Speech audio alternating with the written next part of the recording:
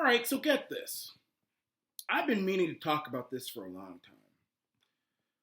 Doug Ford fired Rod Phillips, the now former finance minister, for going to St. Bart's. Okay?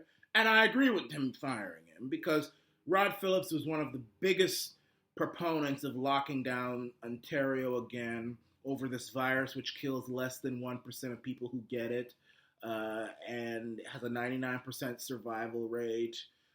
Japan has never had a lockdown, and even though I don't count numbers or cases, I count deaths, their numbers are down. Same with Sweden. Rod Phillips was so eager to lock down Ontario again. And listen, lockdowns, these guys are going to try and lock down the province and governments all over the world at the drop of a hat. That's just what they're going to try and do now. But Rod Phillips locks down the province and then goes off to St. Bart's, and Doug Ford fired him. But get this. Doug Ford knew that Rod Phillips was in St. Bart's long before it became public. He knew. He knew. And he said he knew. He said he knew. And the only reason Rod Phillips is fired is because the public knows. So it's not just Rod Phillips who's guilty. It's also Doug Ford. In fact, I'd say he's even more guilty because the buck stops with him. With him. One Happy Meal fry short of a heart attack. Him! And he knew. So Doug doesn't take the pandemic seriously. He knows. He knows. I mean, I don't either. It's a virus that kills less. They're using this to take away our freedoms. That's what they're doing. It's a part of the plan. I'm starting, you know what? I'm starting to think that this virus was actually planned.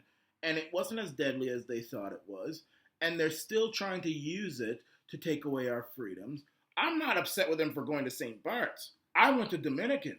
But the difference between me and Rod is that Rod is advocating locking down the province and taking away small businesses and punishing people who break the rules, but Rod Phillips breaks the rules. Me, I would take all of you guys to Dominican with me if I could. All of you. Every last one of you. We'd go there and we'd defy Doug, Uncle Doug, the domesticated house slave Ford, and Justin Attack and Mac Daddy Trudeau. And we defy the whole damn system, the whole China virus, New World Order system. We'd all defy it. Rod Phillips, though, who is just another puppet, decides that he's going to lock down the province, or help lock down the province, and then go off to St. Bart's. And Doug Ford, the domesticated house slave, who knew he was in St. Bart's, only takes action when the public finds out. So I would say that Doug is just as complicit as Rod, and I'm calling for Doug Ford to resign as premier. I know it's not going to happen because Doug Ford, the domesticated house slave, is nothing but a typical politician hypocrite.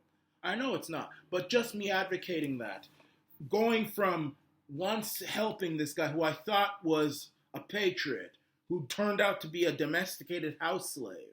He graduated from a field slave like us and turned into a domesticated house slave.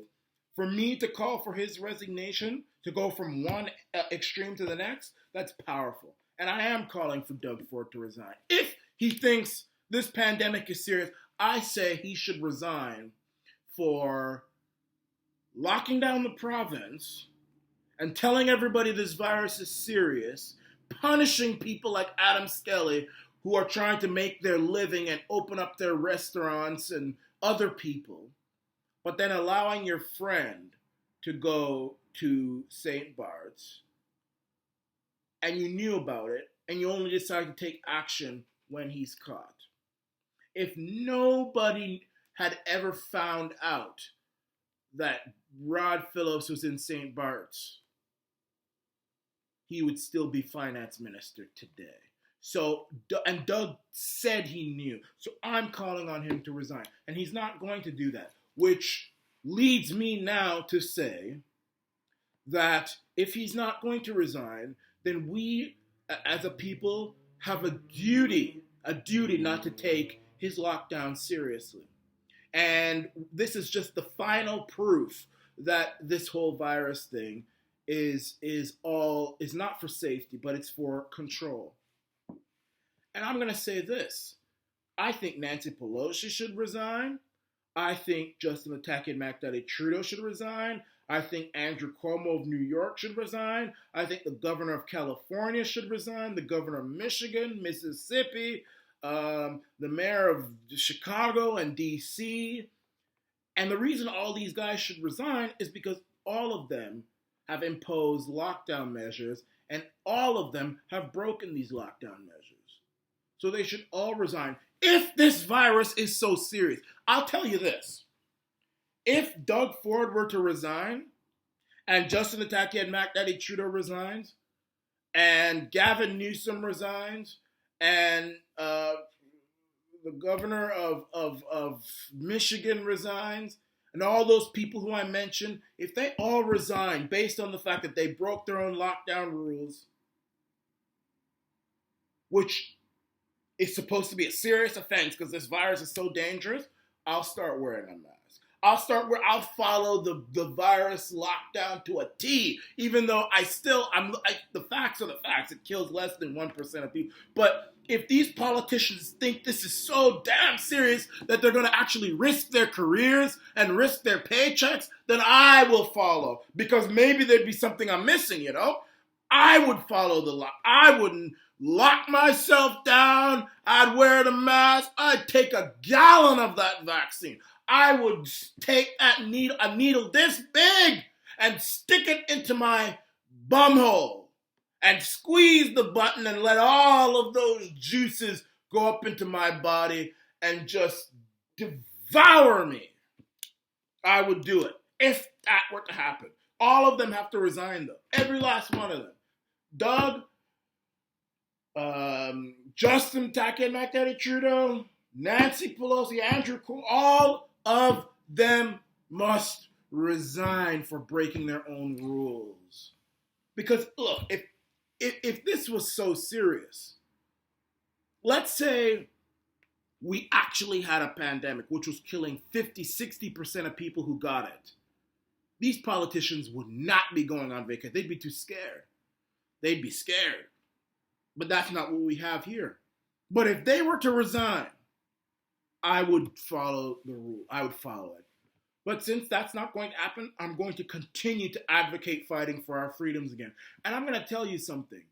2021 is the new 1776 worldwide.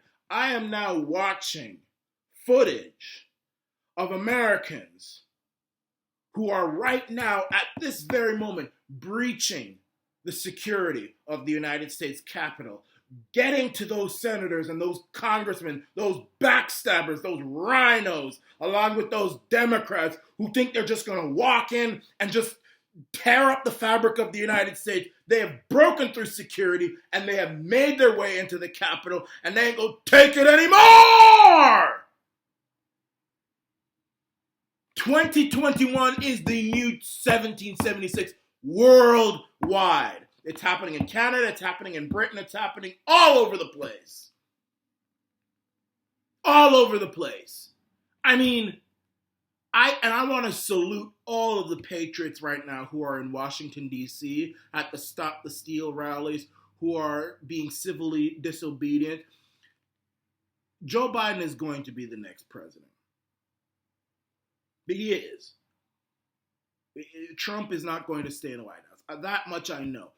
But, two things. Number one, Biden is not going to have a very easy time with the American people, along with Kamala, Camel Toe, Camelback, Ain't Black, Lock a Brother Up, Harris. She's not going to have she thinks she's so arrogant, she thinks she's so slick. Life will teach them a lesson. The American people will teach them a lesson. If they think the Tea Party was bad, they are going to suffer. The next 4 years are going to be hell for Biden and Harris. I don't think Biden will make it. I think Harris will be the next president, and it's going to be even worse for her.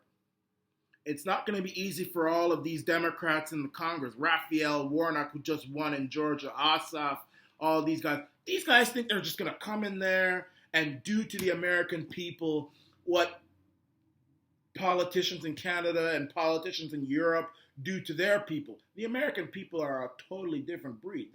They will F you up. I mean, they're already storming. I mean, look, these guys have literally, you got the police service in D.C. protecting the Capitol, and these guys from all over the United States have stormed the security, pushed down the police, pushed them down, tore up the gate, tore up the fence. They're in the Capitol now.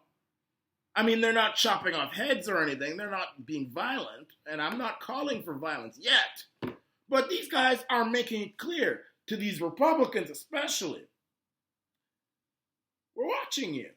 And if you think that you're going to stab Trump in the back, we're watching you. We know exactly what's going on. And the second point I want to mention is we don't need a president to hang on to our liberties. We don't need a president. I love Donald Trump. I love him, but we don't need him. He did his thing. He did his purpose. He served his purpose. And we've woken up, and we're going to take it from here now. Because civil disobedience is all we've got left. I mean, the politicians all over the place, left, right, and center, they've either betrayed us or they've lost power. Look at Boris Johnson up there in the UK. Is Britain out of the EU? Yes. However, they negotiated so much away to the EU. I mean, Britain is not in control of its own waters. It's not in control of Gibraltar. It's not in control of the Irish border.